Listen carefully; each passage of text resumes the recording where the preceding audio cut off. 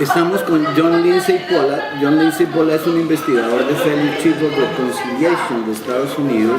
Hemos venido compartiendo estos días con él en el marco del Foro Mundial de Educación convocado por el Seminario Gallego de Cultura de Paz. Es un espacio de intercambio entre muchísimas experiencias del mundo. Estoy con John. John acaba de presentar un estudio o los resultados de un estudio sobre asistencia militar y derechos humanos específicamente en Colombia y específicamente sobre lo que llaman ayuda militar o asistencia militar de un ejército, el ejército norteamericano o el ejército legal norteamericano hacia el ejército legal supuestamente colombiano. Quería preguntarle a John básicamente en términos generales si uno podría encontrar alguna relación entre esa ayuda norteamericana y las acciones ilegales que se cometen en el marco del conflicto colombiano. Lo que sí encontramos es que cuando aumentó la ayuda militar de Estados Unidos al ejército colombiano, en promedio había un aumento de agresiones extrajudiciales cometidas por el ejército colombiano. No pudimos afirmar por qué, es decir, no pudimos afirmar que el ejército colombiano dio instrucciones a soldados para matar a civiles, no. Ni que haya algo más casual o más... pero sí hay esa relación y además cuando se cortó la ayuda militar desde Estados Unidos a Colombia, también bajó el número de agresiones extrajudiciales. En promedio, habían excepciones. Entonces eso nos da por lo menos una reflexión de que hay que repensar toda la política. Que uno podría pensar que en las guerras siempre se mueren civiles, que son las primeras víctimas, la mayoría de las víctimas, pero eso fue un estudio empírico para sacar un poco cuantitativamente la relación entre la asistencia militar desde fuera, no hablando de la participación directa que hay de Estados Unidos en otros países, y además estudiamos el cumplimiento de una ley que prohíbe la asistencia militar a cualquier unidad militar extranjera donde hay evidencias fehacientes de que hayan cometido abusos graves. Y encontramos que si en Colombia fueran aplicando esa ley, tendrían que cortar la asistencia a casi todas las brigadas terrestres del ejército colombiano.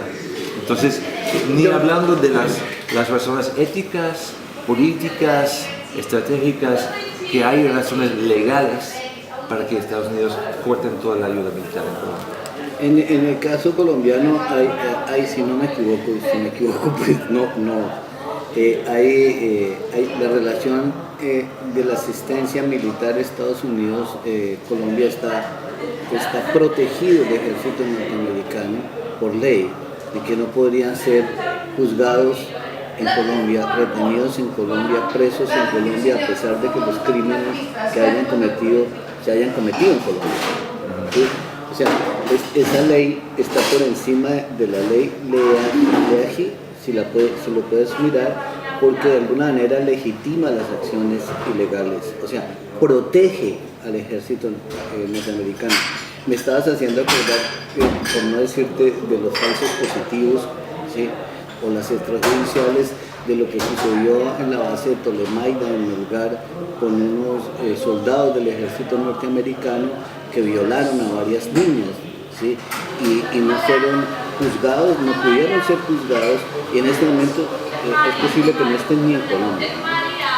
Pues hay cuestiones serias en cuanto a soberanía, que no solamente tienen que ver con esas violaciones graves de liberación de unos niños, sino de un ejército, una fuerza armada, tiene una legitimidad para ejercer la violencia muy fuerte en cualquier sociedad.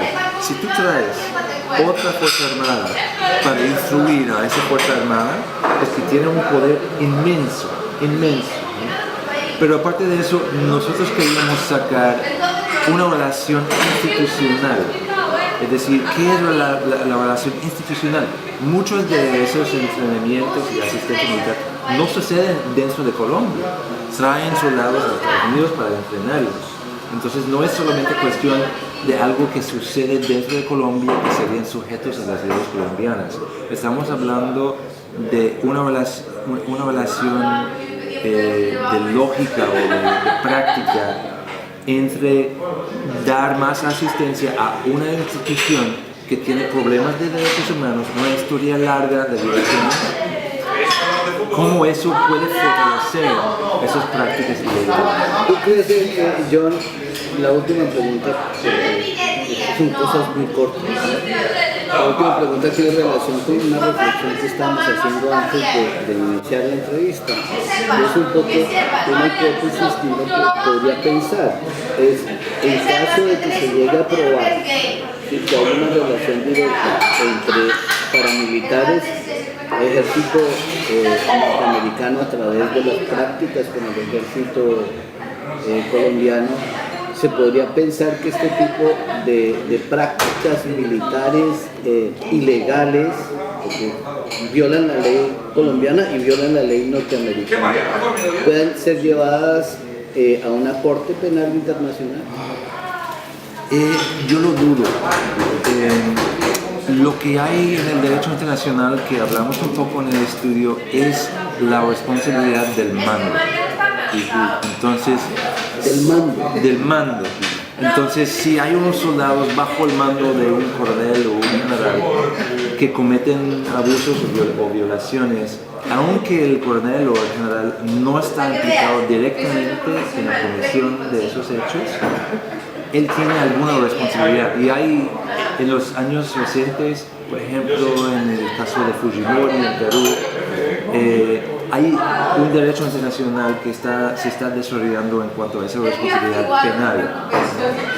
Pero una relación de asesoría o de equipos, eso no está desarrollado en el derecho internacional todavía. Uno podría pensar que si alguien está proveyendo, si yo me doy a ti, si yo te doy a ti un fusil y tú utilizas ese fusil para ejecutar a Liz, ¿tengo alguna responsabilidad penal? Sería interesante explorarlo, pero todavía eso no está desarrollado en el derecho internacional. Vale, John, muchas gracias.